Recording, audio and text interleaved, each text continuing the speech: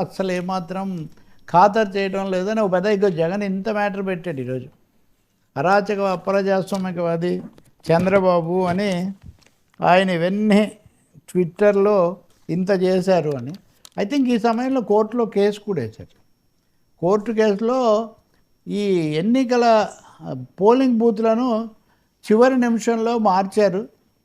ఒక ఊళ్ళో వాళ్ళు ఇంకో ఊరికి వచ్చి చేయాల్సినటువంటి పరిస్థితి కల్పిస్తున్నారు. ఇదంతా అని అదొక సమస్య. కాబట్టి అనేక కోణాల్లో ప్రభుత్వాన్ని ఇరుకులో పెట్టే ఒక ప్రభుత్వానికి ఇప్పుడు కోర్టులో కూడా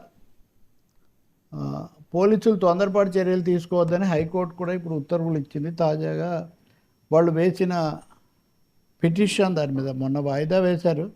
ఇప్పుడు మీరేం చర్యలు తీసుకోకండి, మేము ఉత్తర్వులు ఇస్తామని చెప్పారు. మరి రేపు జరగాలి పోలింగ్. వాస్తవంగా ఏమవుతుంది ఏం తెలీదు.